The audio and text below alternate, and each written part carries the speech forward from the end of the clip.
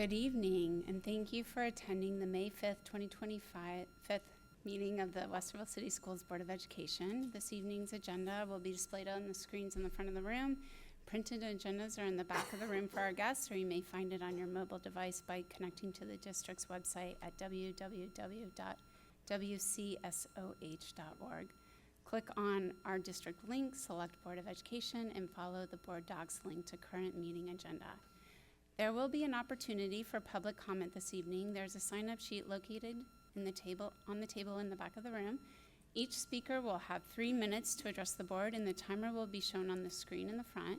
This portion of the meeting shall be limited to no more than 60 minutes. And with that, Ms. Marshall, will you please call the roll? Mrs. Altman? Here. Mr. Heckelman? Here. Mrs. Valentine? Here. Mrs. Lieband? Here. Mrs. Meyer? Here. Would you please join us in the Pledge of Allegiance?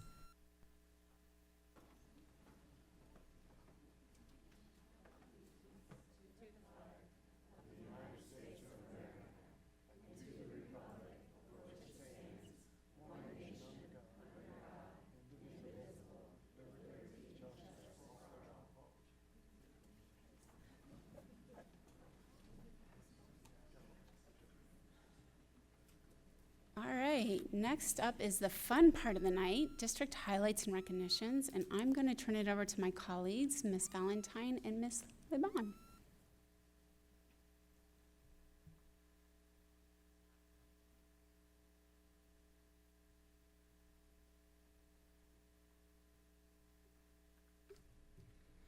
All right, good evening, everyone. So the first recognition that we have tonight is for the 2025 Indoor State Track Championship. So first up, we are recognizing students at Westerville North High School who earned 2 spots during the 2025 Indoor State Track Championship on March 8th at the Spire Institute in Geneva. I'd like Kofi Asari to join us up front.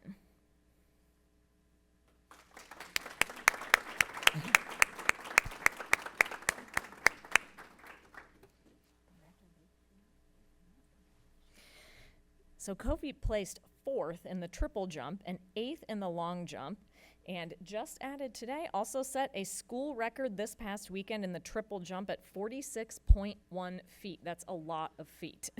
Congratulations. All right, we also have Reggie Tate, if you can come up and join us. He's not here? Okay, well, Reggie's not here, but we will make sure he gets his award. He placed 7th in the 60-meter dash. We'd also like to invite up Casey Carlos, if you're here. He's on his way. Okay, well, if he comes in. Oh. Casey, we just called your name. Come on up.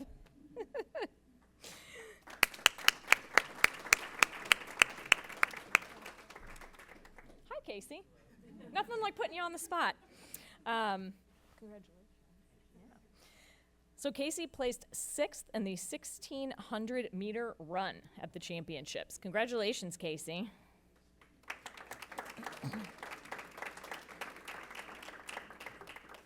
And finally, can Casey, Noah Kemp, Jeffrey Kearns, and Gabriel Wise join us up in the front, if you are here? Oh, whole crew. So these 4 placed 4th in the 4x800 meter race.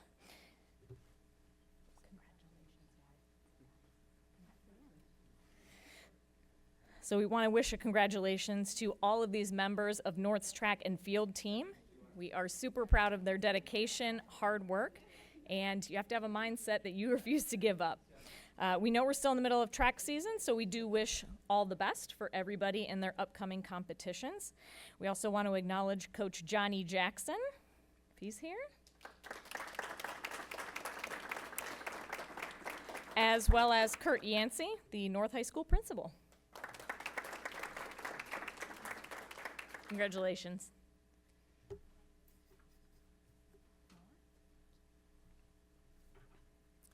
All right. Up next, I would like to invite Laura Ferguson from Westerville North to join us. Thank you. We are recognizing Laura Ferguson, congratulations, for receiving a 2025 K-12 Education Innovator Award from Ohio State University's College of Education and Human Ecology. This award recognizes educators' commitment to excellence and creativity in their classroom, as well as their dedication to supporting students and mentoring aspiring teachers. Abby Mayer, an OSU teacher who has been Laura's student teacher since the start of the year, nominated her for the honor. This is what she said about Laura. Abby Mars shared, "She cares so much about her students, and she goes above and beyond for students who aren't even in the classroom. I recognize that I want to be like that as a teacher." Congratulations, Laura. This well-deserved honor highlights your dedication, passion for education, and the lasting impact you make on students and aspiring teachers. I also want to acknowledge Norse Principal Kurt Yancey, who is in the audience this evening.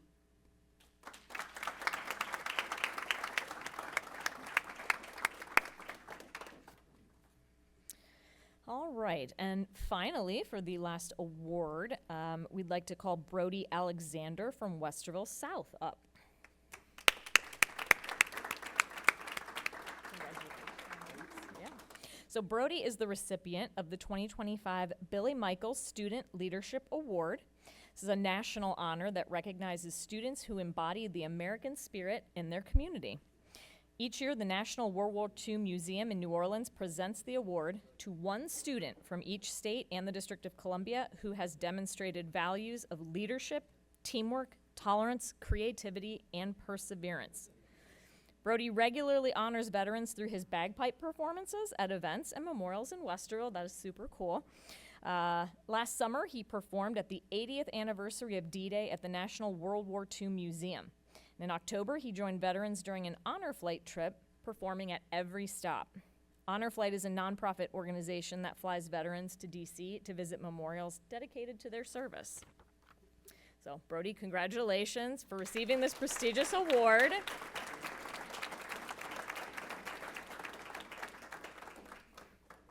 And only one in the whole state. That's amazing. So glad.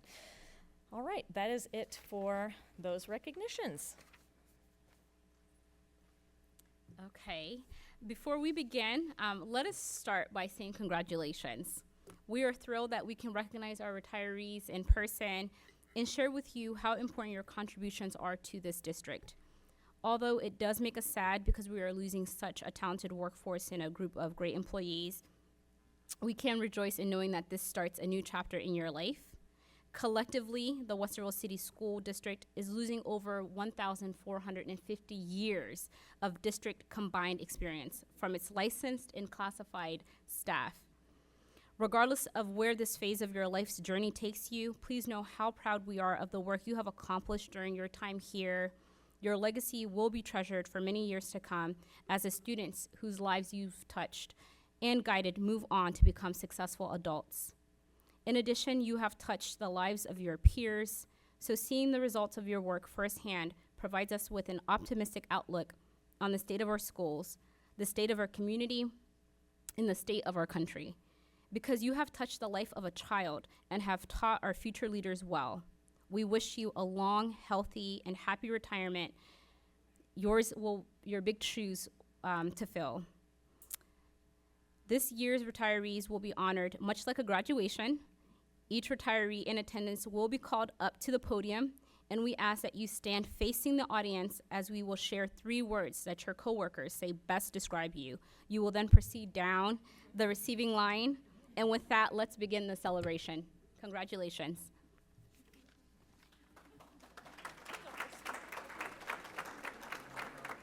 I am excited to first call up Thomas Cook in the AEC. Congratulations. And 3 words that describe Thomas are intelligent, compassionate, and engaging.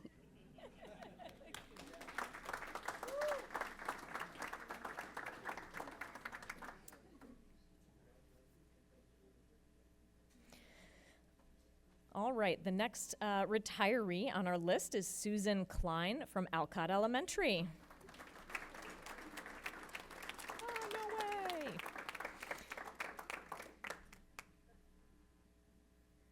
I've known Sue well. My kids went to Alcott and they were always in the nurse's office. So the three words that your coworkers said best describe you are energetic, charismatic, and a team player. So congratulations, Susan. Congrats.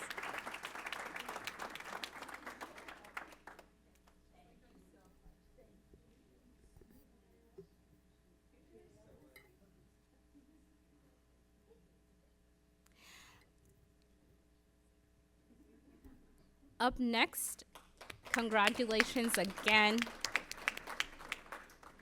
is Shannon Whitmer from Amherst.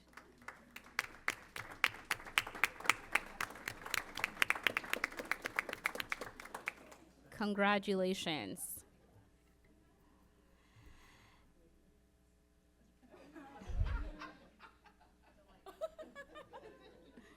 Congratulations.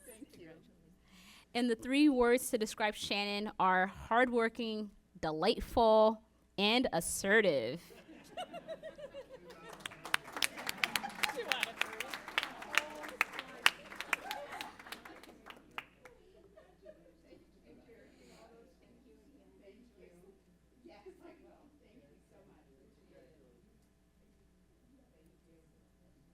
Congrats again to Shannon.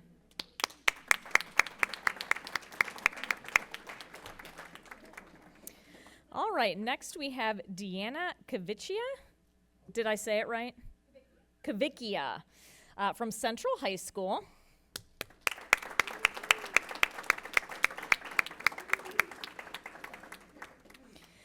And the words to describe Deanna from her coworkers are loyal, positive, and wise. Congratulations.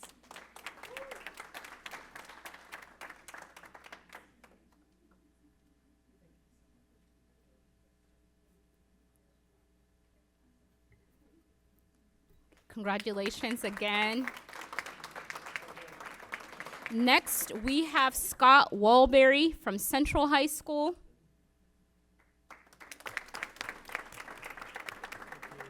Congratulations. And the three words to describe Scott are, of course, dedicated, reliable, and energetic.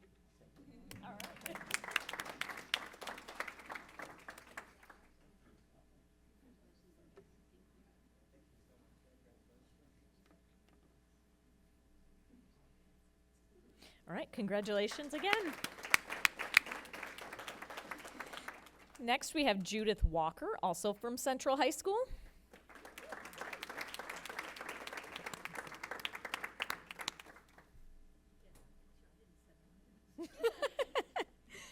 Congratulations, Judith. All right, three words to describe Judith are dedicated, dependable, and friendly. Thank you so much. Yeah.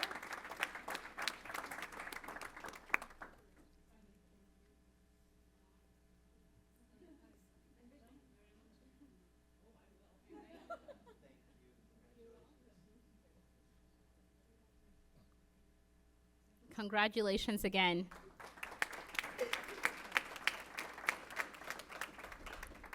Up next, we are excited to honor and recognize Wanda Myers from the Early Learning Center.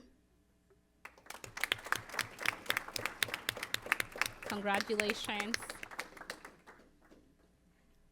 And three words to describe Wanda are adaptable, supportive, and adept.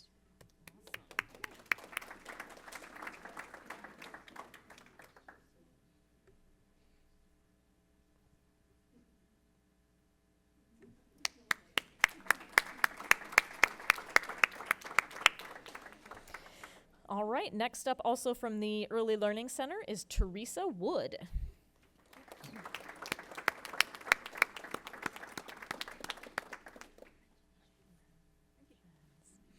So three words to describe Teresa: organized, reliable, and supportive. Thank you.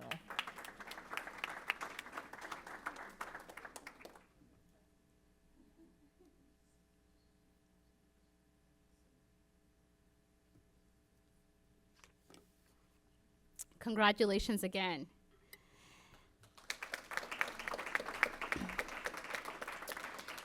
At this time, we would like to recognize Mary Zarley from the Early Learning Center.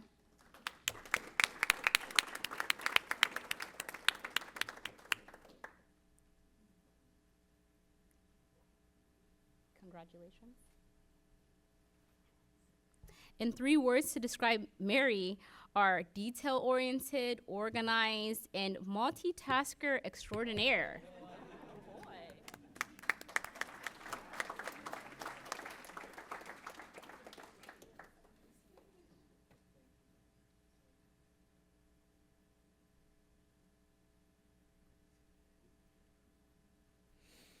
All right, thank you, Mary.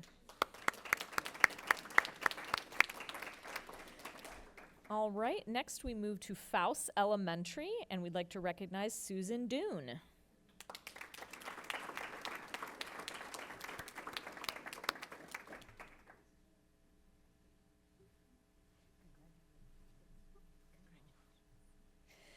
All right, Susan has been described as dedicated, rule follower, and caring. You don't have to follow the rules in retirement, though.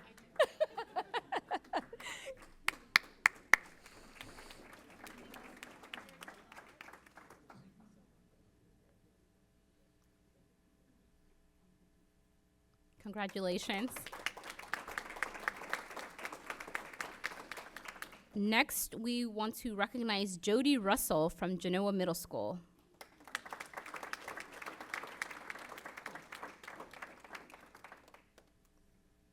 Congratulations. Jody's 3 words are generous, caring, and dedicated. Congratulations.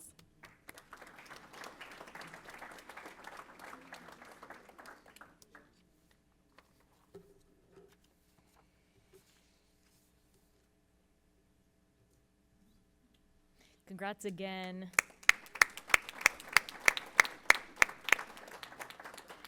All right, we have one more retiree with us this evening, and this is Lori Marburger from South High School.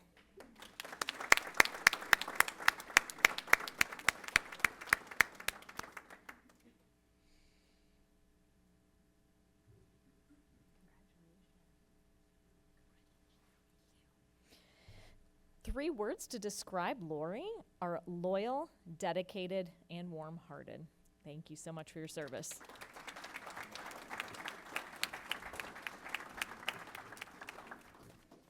it.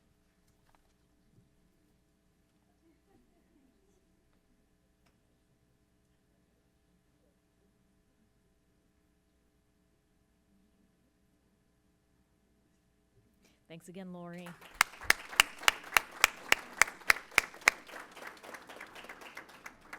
So just want to say thank you again to all the retirees for their dedication and years of service. Teaching is not an easy profession. Being a staff with students is also not an easy profession. So we thank you all for all that you have put in. Thanks so much.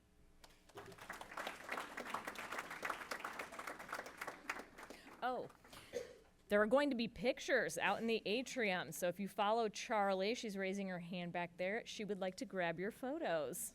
Thank you.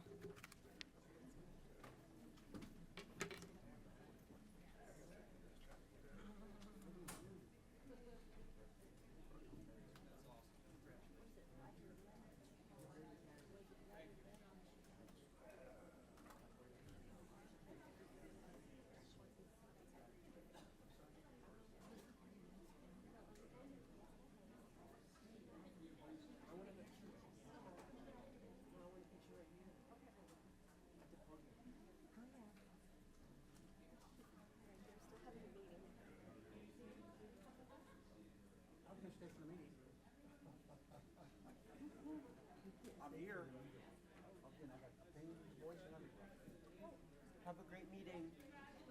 Thank you. Why not? What have you been doing to me?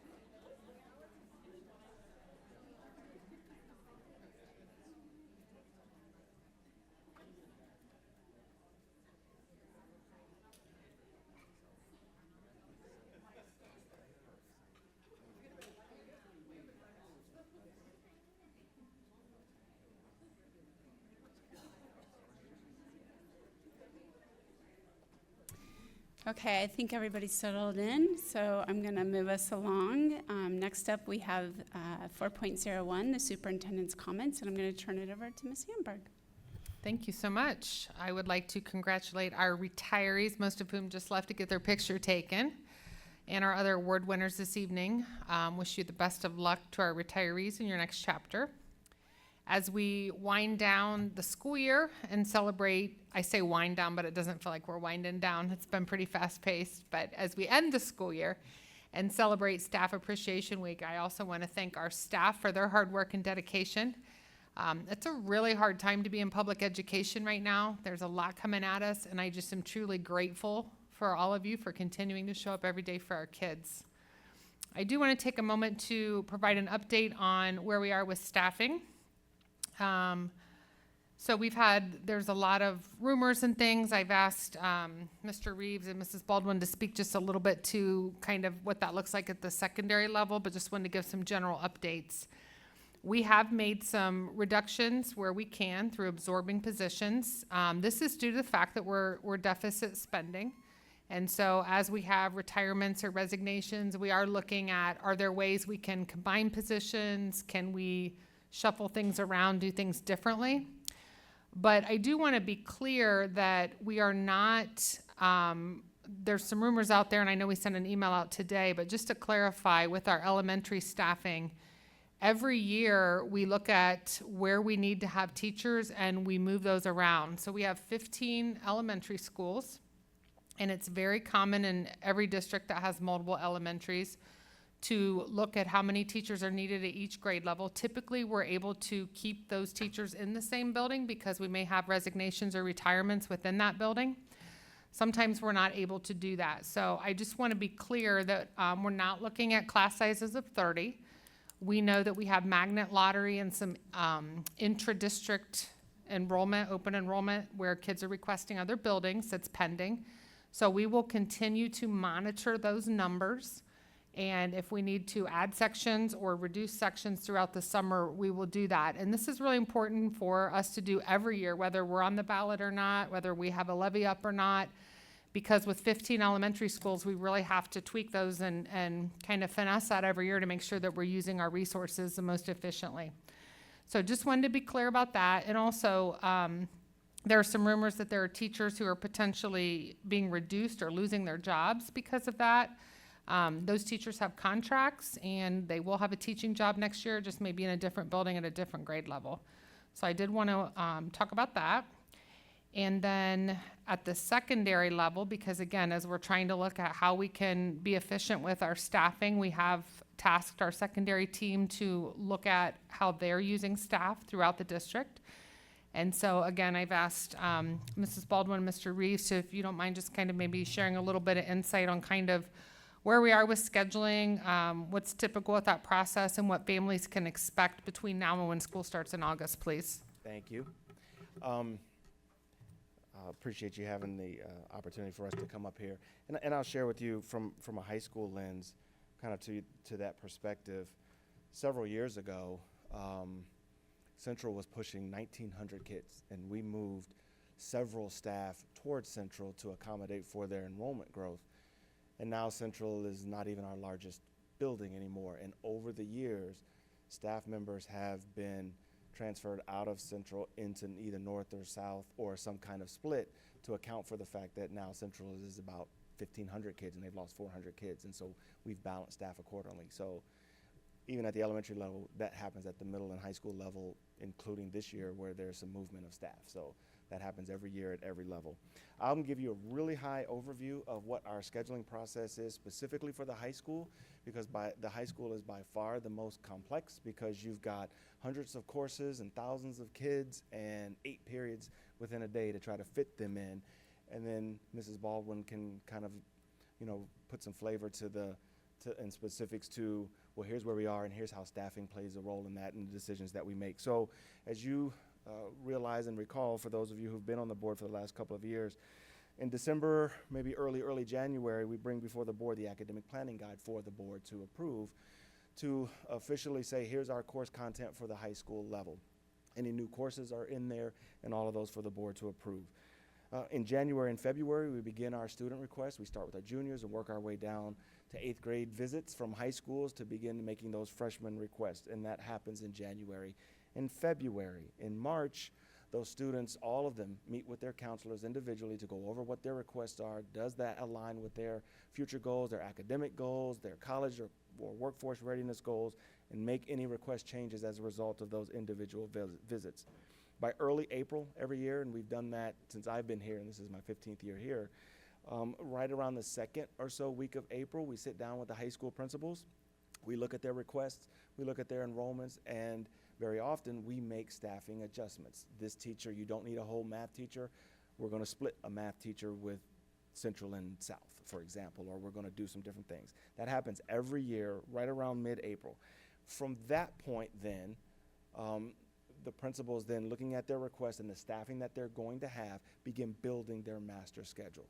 When they look at the course request, especially if it's what we call a singleton, meaning it's a content area that has only one course or only one section, like AP Computer Science A or something like that, where there's only one. If in a particular building there's not enough requests to run that, and we're really talking about mid-teens or so, then the administration, looking at the total resources, may make the decision not to run that course that year and provide kids the option to go to one of the other high schools. When they do that, they reach out to the students who made that request and say, we're not going to be able to run this. Is there something else you would rather take instead? Over the course of the summer, once they settle through all that, they'll run the schedule and try to reduce conflicts as much as possible. And when you only have 8 periods and hundreds of courses and thousands of kids, sometimes I'm a student who may be in orchestra and in AP Calc, and there is just nowhere to put either one where it conflicts with something else I have to take. And at some point, I just may have to choose. That's called conflict resolution. Typically, we do that during schedule pickup when there was just no way to create the schedule where you could have everything that's not in conflict. And sometimes the students will come in and say, well, what other choices do you want? Here's what's open third period. Do you want any of those? And sometimes students say, you know what, I'd just rather have a study hall. I could use the break. And so that's pretty much the process. It's been a little later this year in finalizing staffing because we have reduced 7 high schools FTE at the reduced 7 FTE at the high school level, and doing that through attrition, you kind of have to wait to see who's retiring in the optimal content area that you really feel that you have a little room to absorb, as opposed to someone retiring in a content area that you have to fill because you don't have the resources to absorb one. And Ann, I don't know if you want to layer in onto any of that, or?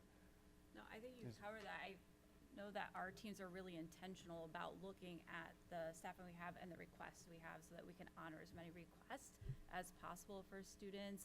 And the idea that if we aren't running a course, our students would know that before they left for the summer. And then in the fall, we do have those conflicts that we work with our students on and try to find a different option for them too. And that's one of the reasons at the high school level we have 10 extended days for high school counselors? 12. And they backload, not front load the summer, they backload it to the start of the year because that's what they work on. They're working on trying to minimize the conflicts before schedule pickup so that most of the students can get everything that they want.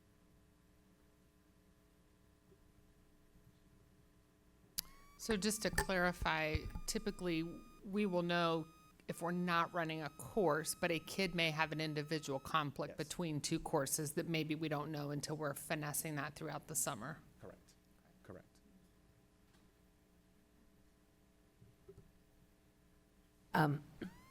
Thank you. So a quick question to follow up on that. It's probably an obvious thing, but I'm just going to give you the opportunity to talk about it. I'm assuming that when you look at those courses where a lot of students might be enrolled in this course and that course, right, do you start to look at the numbers when you start to slot them into the master schedule so we're reducing the conflicts as much as possible? Yes, so we take It's a a look softball, at, but so we yeah. take a look at singletons and look at who's enrolled in those and what does that look like maybe for a typical schedule. Career Center is often another one that we pay attention to because our juniors go half a day and our seniors go half a day. So what kind of course requests are those students making to make sure that we're accounting for that? So there really is a lot of intention and thought put into scheduling the courses, but ultimately we're gonna have some conflicts along the way. Sure, but just looking at the data to see, you know, how can we minimize that as much as possible? Absolutely. So we have a balance between humans actually hand adjusting things, and then also our software runs those conflicts and helps us with that, right? They actually give us a percentage. You know, you might run it the first time, you know, say you're 75% good, you still have 25% of your requests have conflicts, and here's where they are. And then we can move it. It's kind of like a game show. You hit it again, and it runs. It takes a couple hours, and then you say, when you're up to 90%, that is about optimal in terms of conflicts. So thank you. You had said that most of the time the student would know before they leave for the summer if a course was not going to be offered. And so how is that student, how do the counselors work with that student or the parents to help them figure out what, I know you said like you asked them what other course do they possibly want to take?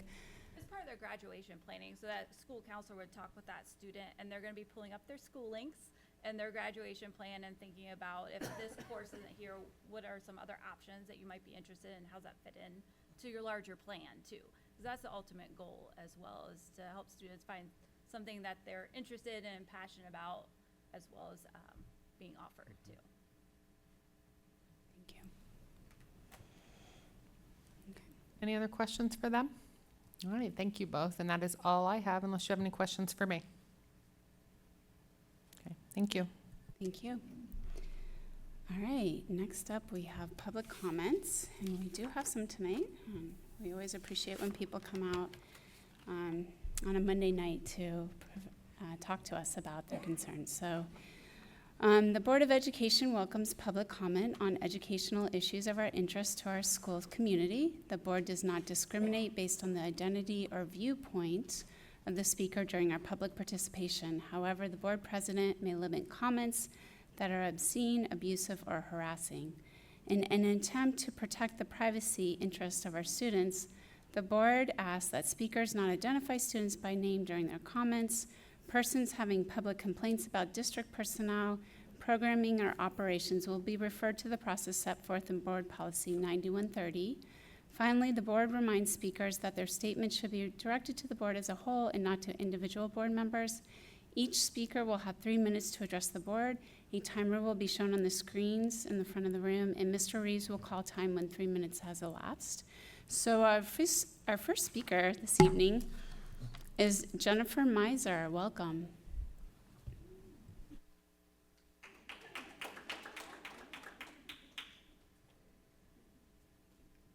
Thank you. This is way out of my comfort zone, so I promise I will be nice. My name is Jen Meiser, and I am the proud parent of a kindergartner and a third grader at Mark Twain Elementary. I would like to address the recent news that 2 positions at Mark Twain are being eliminated due to enrollment numbers, a first grade teacher and a fourth grade teacher. By some estimates, this would create first grade classrooms each with a ratio of roughly 27:1, and fourth grade classrooms each with a ratio of roughly 29:1. I know those numbers aren't set in stone, but as the current enrollment stands right now, that's what it looks like. I urge you to follow recommended state guidelines of having no more than 25 elementary age students in a classroom with 1 teacher. I also urge you to review this with your Westerville Teachers Union to ensure student-to-teacher ratio guidelines within the contract are not being violated. I also urge you to consider how RTI, or response to intervention, will be impacted by larger class sizes. Per the Every Student Succeeds Act, schools must have in place a system in which students are being provided Tier 2 and Tier 3 research-based interventions in order to supplement their rich Tier 1 instruction for those who are academically and/or behaviorally behind. Larger class sizes could decrease quality and quantity of these interventions, potentially creating bigger gaps in learning for students and the potential need for additional staff such as reading specialists in your buildings. Lastly, I want you to consider how larger class sizes will impact students with disabilities. Federal and state law mandate that all children identified with disabilities are educated in their least restrictive environment. For many, this LRE is the general education classroom, with supports from their intervention specialist occurring in that classroom so that they spend as much time with their non-disabled peers as possible. I urge you to consider how effectively these children will be served in their LRE in a classroom of potentially 27, 28, 29, or even 30 students. Potential consequences of a larger class size could be children with disabilities spending more time in a more restrictive environment or time away from their non-disabled peers. I urge you to be proactive with our students' learning and consider the individual needs of students rather than what the numbers look like on paper. Thank you. Thank you. Next up, we have Stacy Silak. Did I say it right? Sayak. I'm sorry. Okay, I really was trying. It's okay. It happens so often, it's okay. It's totally fine. Should I wait? Oh, we can probably restart. Okay, can we? Okay, thank you. Hi everyone, and thank you from the school board for letting us come here to speak. So I stand here before you today as a concerned parent based off the changes coming from Mark Twain, but obviously that sounds like there's a lot of changes across the board that are coming for all the Westerville School District schools. And please understand when I make these statements, I know that our teachers always make our kids feel safe, loved, and ensure that their day-to-day experiences are not impacted even in the face of change or increased demand. I feel incredibly lucky to be in the school district. The recent proposal to eliminate the teaching positions at Mark Twain is concerning to me. I understand that those teachers can't apply for other jobs in the district and the FTE to student ratio analysis was done. But the loss of the two teachers translates to larger classrooms, less accessibility for children in wheelchairs, fewer resources for children with varying needs, and would be potentially impacted by children that would be added throughout the school year. Additionally, I've been told that they're eliminating one specials team, which means that they will have to divide their time with other schools. So I'm concerned about how we guarantee, that those specials will not kind of lose their, their piece there where, we have two musics, are we going to go to one music? I would be really concerned about that. I also heard from someone else that we are going to be losing the gifted program that happens in the schools. I don't know if that's accurate or not, but that has been mentioned to me. So in general, what services will or will not be available for the students next year? If there's other impacts similar to like a counselor needing to be shared, and if they're not available for other children, that could be a huge disadvantage or disservice to them. Communication about these changes should not be left to word of mouth. There needs to be 100% transparency about what is happening, who's impacted, and the data used to make those decisions. I would recommend a more proactive approach where changes like this are coming so that the parents can digest, speak up as needed, and plan ahead for changes being implemented. If this information is available and has been provided, I'm happy to hold myself accountable to find that information, where is it, and make sure I'm proactive about reading that going forward. Mark Twain is been a 5-star school for the last 2 years, so how could this possibly affect the standing for that? I just don't want us to kind of unintentionally compromise the excellence of the school with some of those changes. So I urge you to potentially reconsider these changes. I know there's a bank of operational savings that maybe we could use that to keep the staffing status quo. As a community, we can help with the next levy. Hopefully we'll maybe be doing that in November so that we can get that back on the ballot. It just seems like it might be a little too soon to make the decision to start eliminating teachers. So we just want the best for the students and the kids, and I know that you guys feel the same way, so thanks. Thank you. Okay. Next up, we have Sarah Cleghorn. Did I say that one right? All right. Welcome.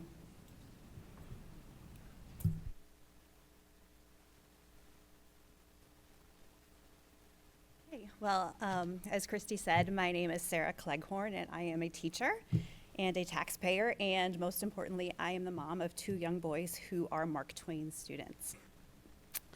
I do not begrudge you your positions right now as school board members or as school leaders in these very difficult political and economic times.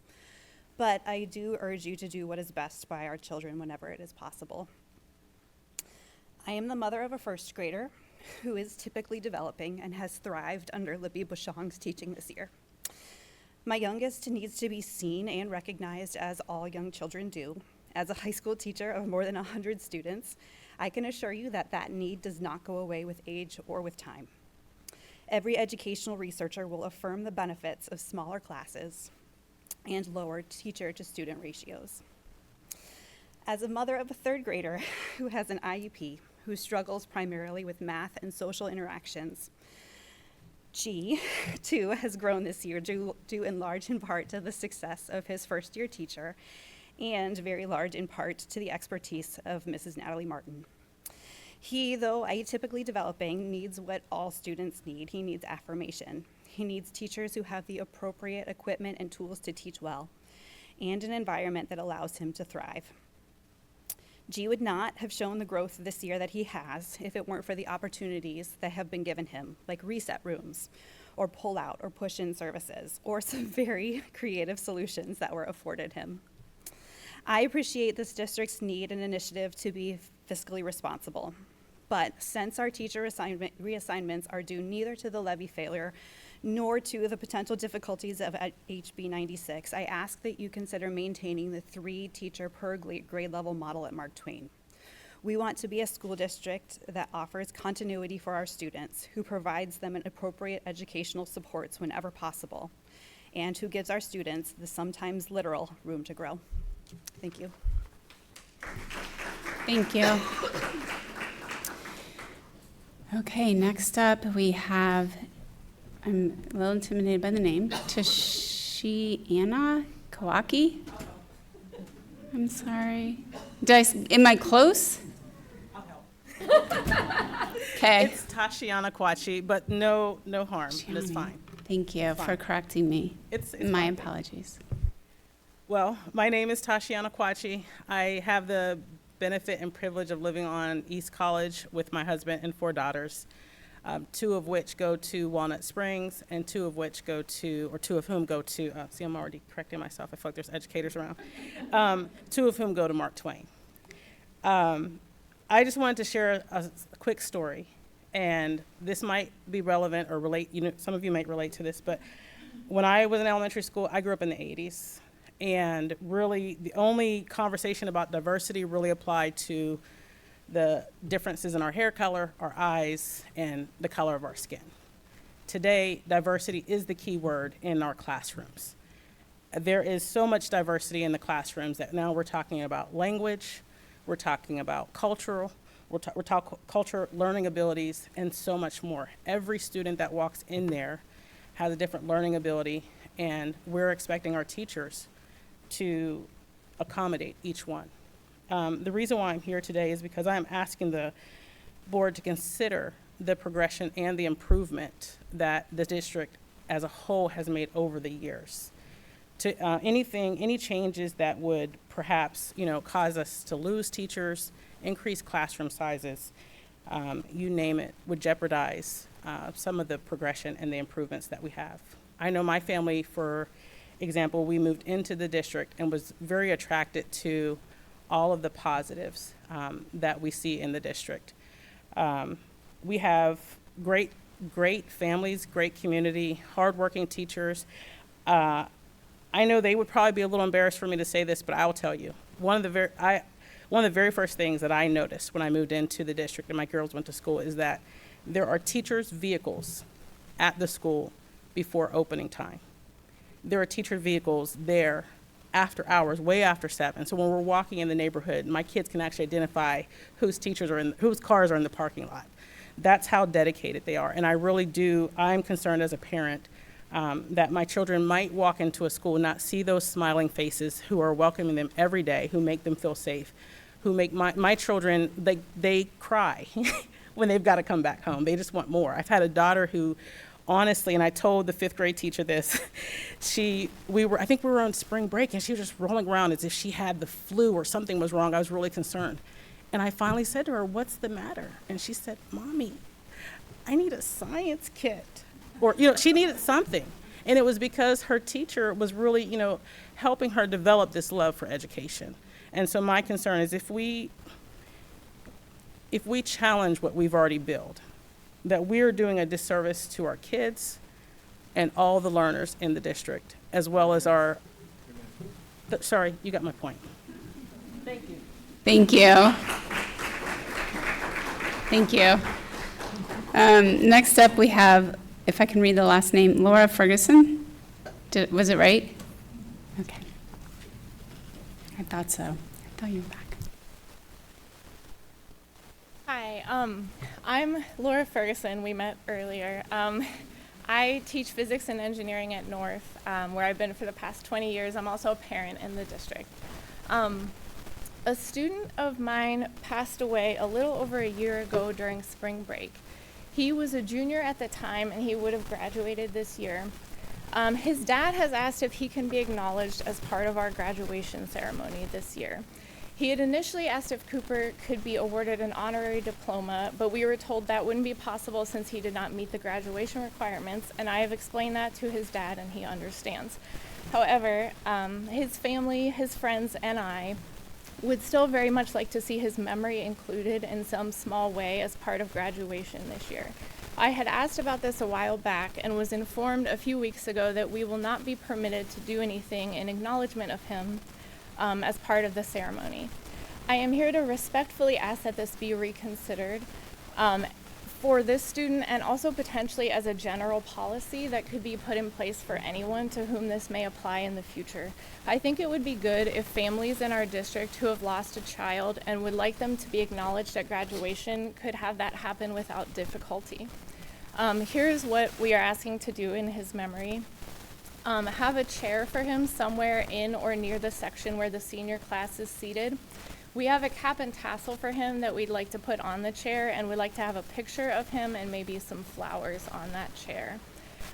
We'd also ask that someone, maybe one of the class officers, as part of their remarks, just mention his name and ask that we take a really brief moment to remember him. This student grew up in Westerville and attended Westerville City Schools all his life from kindergarten until the time,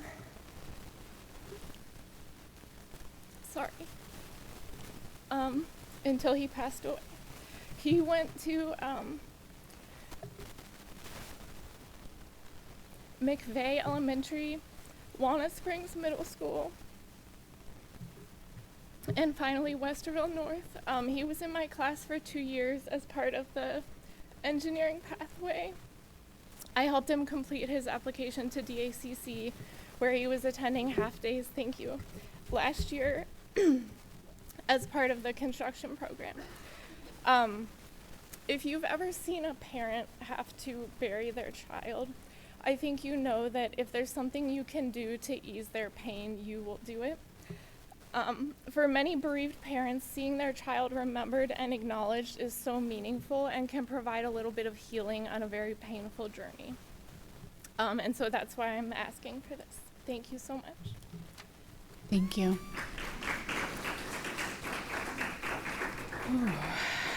Okay.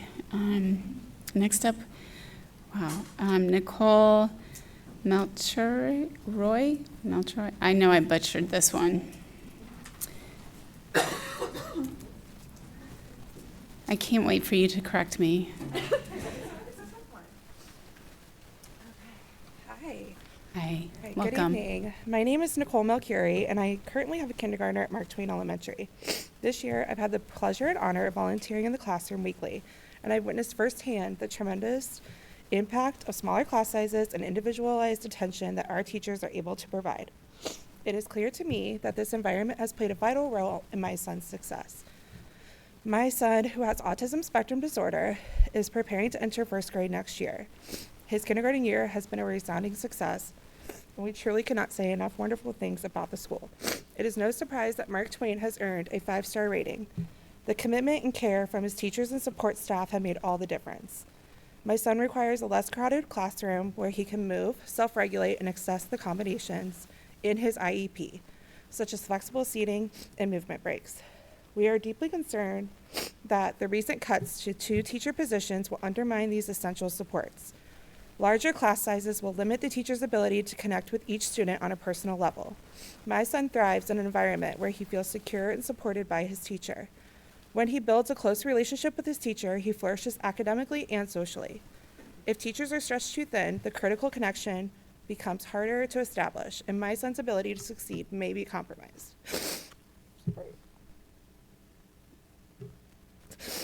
In addition to the loss of critical support in a crowded classroom with 27 first graders, it raises significant concerns about the safety and the ability of all students to feel regulated and present. My son is not the only student, thank you, who needs physical space and movement to stay engaged. If students are not in an environment that supports their unique needs, it will affect their learning and their experience. Since spring break, my son's current teacher, intervention specialist, speech therapist, and OT have worked tirelessly to prepare him for the transition to first grade. They created social stories, increased exposure to the first grade classroom and teacher, and have gone above and beyond to help him not only feel ready, but excited for the upcoming year. If these cuts proceed, all of this hard work will be undone. We will be forced to start over. I haven't even been able to tell my son yet, because I can't bear to bring that disappointment upon him. In closing, I ask the board to remember that our children are not just numbers. They're individuals with unique needs and potential. My son's success this year has been the result of the smaller class sizes and the unwavering dedication of his teachers. If these cuts go forward, the progress he's made is at risk. Every child deserves an environment where they feel supported, safe, and capable of reaching their full potential. I urge the board to prioritize our children's well-being and ensure the future decisions reflect the importance of individual attention and manageable class sizes. Thank you for considering the long-term impact these changes will have on our students. Thank you. Next up is Sienna Rig. I hope I didn't butcher both.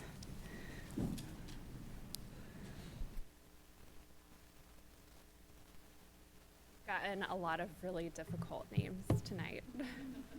Excuse me.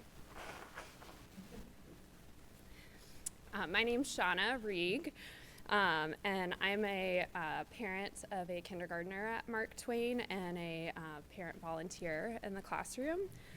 And I'm here to address the board to ask you to please reconsider eliminating a first grade and fourth grade classroom at Mark Twain Elementary School for the 2025-26 school year. I think eliminating these classes will have a negative impact on the students, teachers, and staff at Mark Twain. There are many reasons and examples that I would like to share with you, but for time, this is just one practical thing that I've seen as a volunteer in the classroom. As a parent volunteer in my child's classroom this school year, I have seen how a growing class size decreases the physical space available in the classroom. The addition of more students into the classroom partway through the year required the addition of another table and set of cubbies for my daughter's class. This addition reduced the space for each child to move within the classroom and the ability to take brain breaks, which all of us need, but as you can imagine, 5- and 6-year-olds really need. And it reduced the space available for the quiet corner in their room. The 5- and 6-year-olds in my kindergartner's class use these tangible methods of calming to help them gain control of their emotions and refocus their attention on learning. The physical changes needed for a larger class size make it more difficult for young students to reset their minds as they are attempting to learn so much new information. In addition to making it more difficult for students to learn, the cramped physical space is just simply not safe. We have students in our school, some of whom will be in 1st and 4th grade next year, who require the use of wheelchairs, walkers, and other mobility devices. Excuse me, I lost my... larger class sizes will make it difficult, if not impossible, for these students to participate in classroom activities. This inclusion is imperative not only for the students requiring the mobility devices, but also the students that interact with these classmates. The district needs to ensure that all students can be safe in their classrooms. I know that all parents, and I think all of you, are wanting to provide the best for our students, and I expect thank you. Thank you. All right, next up, we welcome back Tara Stockdale.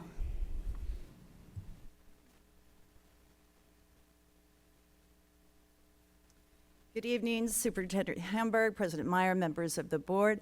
I'm here this evening as a parent and Westerville resident. In April of 2023, our family enrolled in EF Tours field trip after being heavily marketed and sold through district resources. We unfortunately trusted this would be a solid product as we were in a Westerville building and the sales agent was an employed teacher. Upon the first meeting, after being locked into the financial contract with EF Tours, we found out the trip was not 15 travelers as marketed. Instead, we were now going with 85 middle schoolers, along with multiple post-contractual additions that would have impacted our decision to purchase. We decided to go forth with our buyer's remorse and make the best of it. Since that meeting, we now know that EF Tours runs their sales on a multi-level marketing platform, compensating teachers with cash bonuses, free travel and accommodations, and rewards, and their loyalty program. One page on their website boasts $1,000 cash bonuses for signing up a second bus, like the second bus our group was now traveling with. Fast forward to April 9th of this year at our second travelers meeting, and it became clear a number of student data privacy laws were being violated, accessing protected student data for commercial marketing and sales, including the unauthorized photographing of our minor children's passports on a Westerville teacher's unsecured cell phone, this violating federal FERPA laws and Ohio Senate Bill 29. Upon further research, we discovered multiple violations of this board's own policies on the field trip approval process, use of district resources, including email distribution lists, staff use of personal communication devices, etc. I first spoke to this board on April 21st, asking for an examination of the relationship between the for-profit private travel company EF Tours and the district. Our inquiries first put out to our students administrator on April 17th have still not been answered, nor any subsequent inquiries in our multiple emails to the district level administrators and this board. Today, we have been waiting for a phone call, and we got it from Mr. Reeves, who simply said that your attorneys are looking into these potential violations. It appears Westerville City School District picks and chooses which policies that it follows. It's very disheartening to feel this way with a pertinent, urgent concern involving the district at a time that public education needs supported, not reported. Ethical practices around commercial sales with district resources to your own families should be a concern for the district, as the trust from the community is crucial in these uncertain times for public education. And we feel that we have lost trust due to this situation. Thank you. Thank you. Next up, we have Richie Harris. Welcome.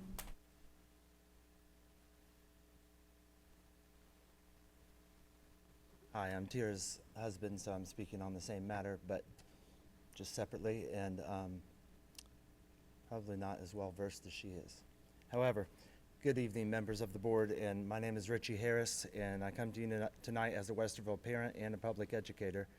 I have a real belief in public school programs that, when offered to students opportunities, they operate in the best interest of the families with transparency and not an operation which would exploit the consumer or focus on turning profits. We, in good faith with Westerville Schools, signed up for the EF Tours, Westerville Schools EF Tours trip to Japan. We were kind of pressured to sign up for a limited space trip, and we did, because this was a very important event for us, and so we did sign up before the deadline.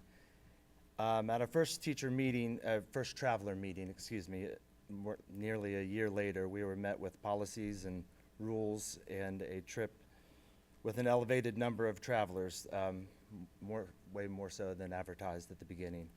We were also involved with practices which compromised our private information. We realized right then that this was a trip we would have never signed up for in the beginning after we learned a lot more about it. We were left with the EF Tours cancellation policy. We were left with the choice to cancel the trip with a serious financial loss. We feel as if we were misled in transparency of this trip and now do not feel comfortable or safe traveling on this tour, and we have asked for a full refund. We've provided the details and intricacies of our situation with both EF Tours and with the Westerville School Board. So I urge Westerville to examine your relationship with EF Tours as the two entities work with each other to provide what should be positive opportunities for students traveling, and I hope that they can figure out how to provide a transparent travel plan for all future trips that you have booked for all families involved. And personally, we would hope that the Westerville City Schools would maybe advocate for our family with EF Tours in hopes that we could receive the full refund that we feel that we deserve, for this serious investment our family has put forth to experience a once-in-a-lifetime trip to Japan. Thank you for listening. Thank you.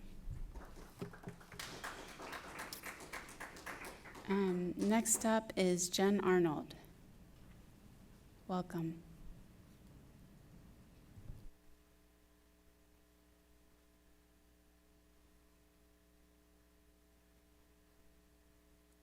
Hello, I come to you as a concerned parent of Mark Twain students. I have 4 children. I have 3 who are currently at Mark Twain. One of them is a student of Mrs. Bouchong in 1st grade. One is a student of Amy McCoy in 4th grade. We are very saddened in our family to hear of the transitions of Mrs. Bouchong and Mrs. McCoy. These teachers have had 2 of my 4 children this year. They have both gone above and beyond for my children, meeting their needs, seeing the gold within, and always supporting them. They will be terribly missed, and in my opinion, should not be losing their jobs at Twain, moved, or involuntarily transferred. They are needed at Mark Twain and are incredible assets. I'm concerned that class sizes are swelling to levels that are detrimental to the kids, especially kids on plans, like 2 of my sons who have ADHD and not only need more attention from their teachers, but who can quite frankly be a handful. I know because I know. To think of other kiddos with similar needs to theirs next year who won't be getting the attention and support they need simply because there are so many children in the classroom is very concerning to me. I'd like to also mention, as has been mentioned, the supports for children with accessibility issues. Mark Twain is a 5-star school, and we are proud of that. We are concerned that this will be in jeopardy with the loss of these excellent teachers and overly large classroom sizes. I trust the teachers and staff will do an incredible job in their absences, but I think it's asking too much of teachers and students. Please consider our concerns and maintain these teachers' positions.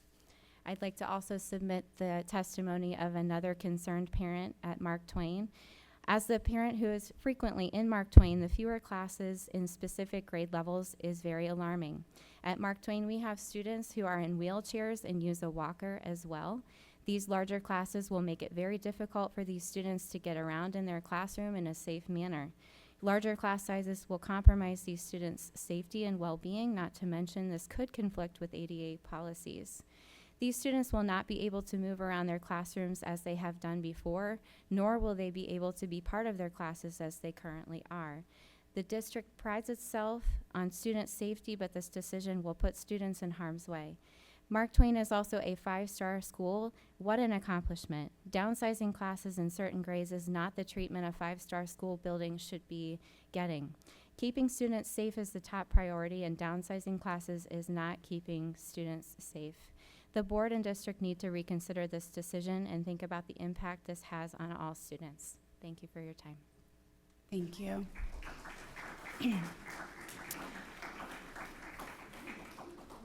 So thank you, everyone. That concludes our public comments, and we're going to move along to 6.01 to approve the minutes. And may I have a motion to approve the minutes of the regular Board of Education meeting held on Monday, April 21st, 2025? So moved. Second. Any changes need to be made? All right, we take the vote. Mrs. Altman? Yes. Mrs. Liebman? Yes. Mr. Heckelman? Yes. Mrs. Valentine? Yes. Mrs. Meyer? Yes. And may I have a motion to approve the minutes of the special session Board of Education meeting held on Monday, April 28th, 2025? So moved. Second. Would you take the vote? Mrs. Liebman? Yes. Mr. Heckelman? Yes. Mrs. Altman? Yes. Mrs. Valentine? Yes. Mrs. Meyer? Yes. And moving along to financials, may I have a motion to approve the purchases in accordance with Ohio Revised Code 5705.41D1 and Board Policy 6320? So moved. Second. And Ms. Marshall, will you talk to us about these? Yes, thank you, President Meyer, members of the board. So we have, this is what we call then and now purchase orders. We have one this evening. This is where we have a purchase order that's dated after an invoice date or when goods or services were ordered, and in excess of $3,000. We need the board's approval in order to pay this invoice. This one is for the English Learners Department for interpreter services. There was a purchase order open. It just wasn't enough to cover the whole amount, but the purchase was budgeted for, so I do recommend the board's approval tonight. Thank you. Any questions, comments? Okay, we take the vote, please. Mrs. Liebman? Yes. Mrs. Altman? Yes. Mr. Heckelman? Yes. Mrs. Valentine? Yes. Mrs. Meyer? Yes, and is it okay if we take the personal consent agenda as one? Okay. And may I have a motion to approve the personal consent agenda 8.01 through 8.11? So moved. Second. Welcome, Mr. Cooper. Good evening, President Meyer, Vice President Liebman, members of the board, Ms. Marshall, and Ms. Hamburg. Tonight's personnel consent agenda includes action items with regard to resignations, retirements, leaves of absence, one-time pays, and other employment-related decisions. I would like to recognize the following staff members who have announced retirement on this evening's agenda, one of whom was in your presence here this evening to start. So Sally Raymond, 19 years in Westerville City Schools. Scott Weston, 25 years in the district. Shannon Whitmer, 28 years in Westerville. Catherine Myers, 19 years, and Scott Dorn, 31 years of service in the district. We appreciate all these individuals have done for our students, staff, and community, and certainly wish them the best in their years ahead. Excuse me, additionally, on this evening's agenda is the annual renewal of contracts for each of our classified staff members in the district who have a contract expiring this school year. At this time, I'm happy to take any questions you may have. Are there any questions or comments? Just congratulations again to the retirees. Thank you. Thank you. Will you take the vote? Mrs. Liebman? Yes. Mrs. Valentine? Yes. Mrs. Altman? Yes. Mr. Heckelman? Yes. Mrs. Meyer? Yes. And is it okay if we take old policy as one? Or old business, I'm sorry. Policy's on my mind. All right. May I have a motion to approve old business 9.01 through 9.05? So moved. Second. All right. Any questions, comments? Sorry, my mic wasn't on. Just wanted to let you know on the one policy that we did make that update Yep. on Student- 5751, yes, so that it was medical. I Yeah. know that was a question last time. Yeah, I appreciate that, and I emailed the person that flagged it for us, so thank you. Great, thank you. All right, will you take the vote? Mr. Heckelman? Yes. Mrs. Liebman? Yes. Mrs. Altman? Yes. Mrs. Valentine? Yes. Mrs. Meyer? Yes. And then next we have new business, 10.01, the first reading of policy 6325, procurement of federal grants and funds. Ms. Marshall, will you talk to us about this? Yes, thank you again. So this is another policy update from the update to the uniform guidance. And so this is regarding grant funds and federal funds. And so changes to this policy include adding veteran-owned businesses and large labor surplus area firms for consideration as vendors, and increasing the limit for micro purchases from 10,000 to 50,000, and adding language about the procurement of recovered materials and records retention related to federal awards. Any questions and comments? Okay, thank you. And next we have the first reading of policy 8442, reporting accidents. Ms. Marshall. Yes, so this is just an update to our policy reporting accidents to clarify that employee accidents should be reported to the Treasurer's Office, as our office handles Bureau of Workers' Compensation claims and those processes, and that the other sorts of incidents and accidents are to be reported to the business office. It's also adding form name to the policy. Thank you. Any questions, comments? All right.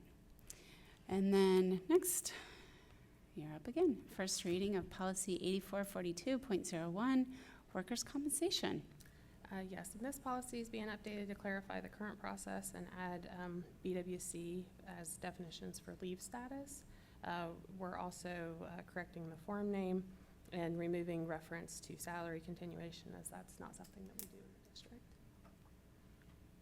Thank you. Any questions or comments on this? Okay. Thank you.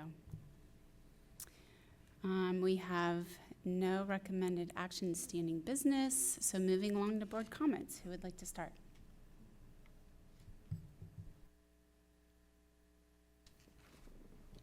I guess I can kick us off. I want to first congratulate all of our retirees. I mean, we are so lucky to have individuals that chose to work in this district. 1,450 years of service combined is just mind-blowing to me. So again, congratulations to all those that retired. On the advocacy piece, I just wanted to share with you all that if you go on our district website right now, we do have a feature regarding with more information about the state budget and how you could engage. So please check that part out on the school website. It's really important that we are browsing that and getting familiar with it. And I just want to thank the team here who made that possible.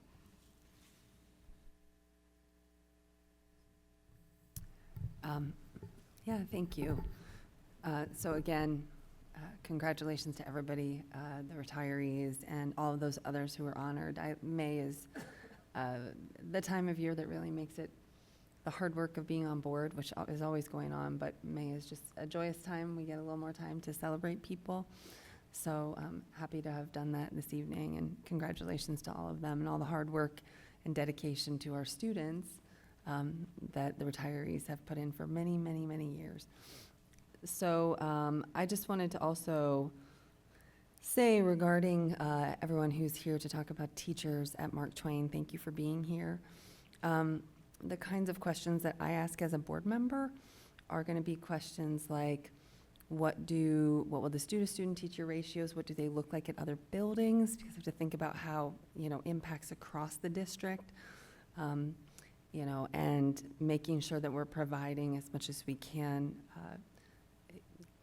sort of a equitable experience across the district in terms of things like student-teacher ratio. So just know that your comments and emails,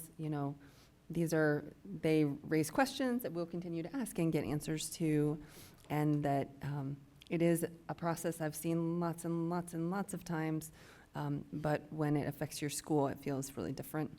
So thanks for coming and sharing your voice, and I'll follow up with some questions to make sure that I understand what is happening across the district in terms of moving teachers around. So thank you.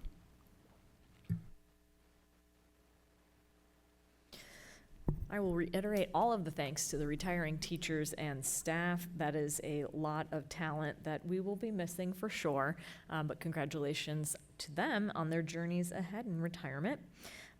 Also, thanks to all of our speakers for coming out, sharing your thoughts and requests.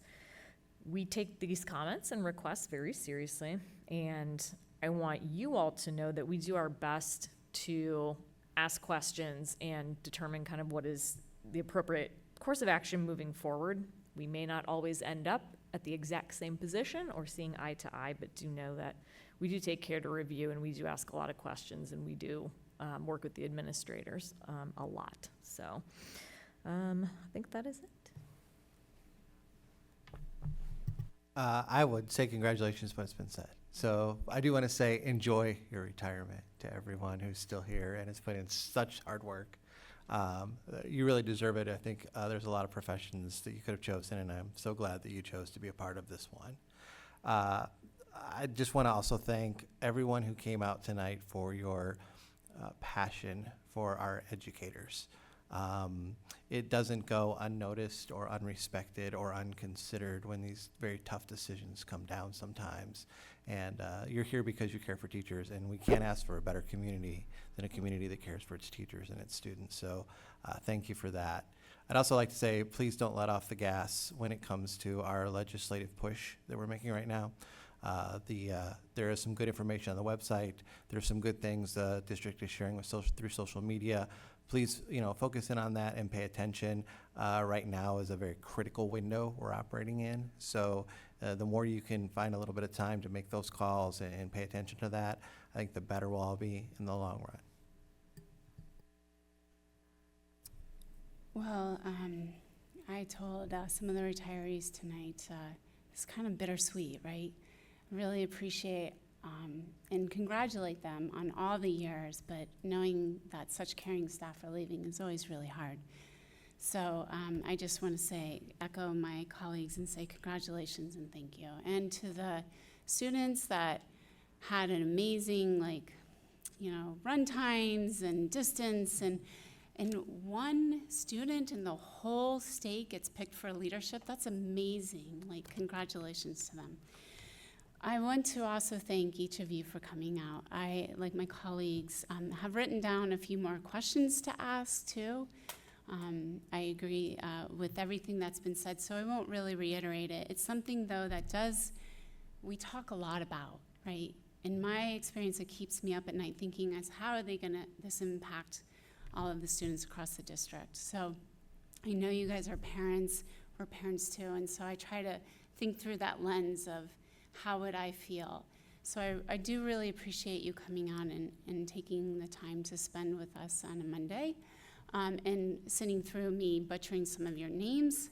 I also want to take a moment to further appreciate staff. So this week is Driver Appreciation, actually today is Driver Appreciation Day, and Wednesday is School Nurse Appreciation Day.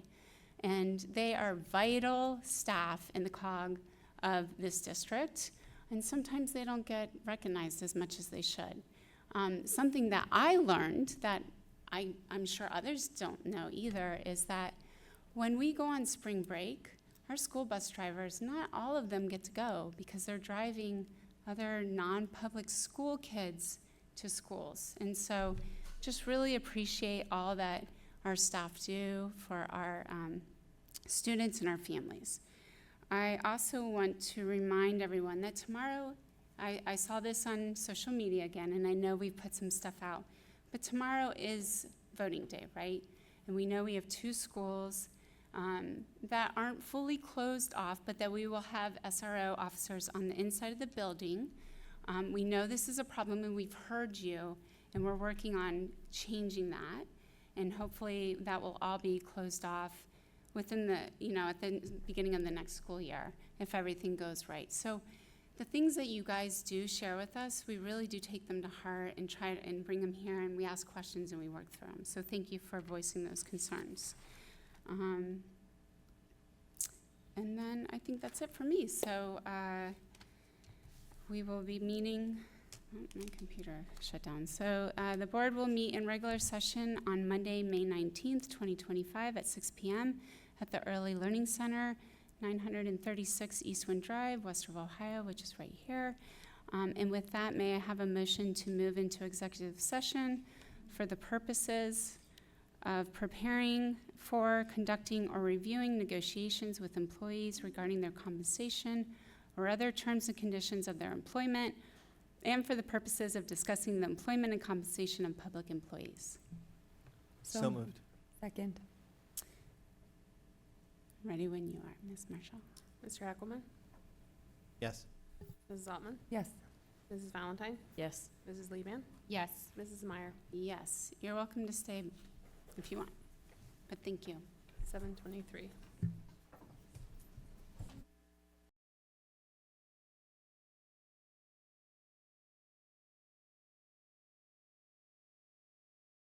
All right, we're back. It's 8:23. May I have a motion to adjourn? So moved. Second. Will you take the roll?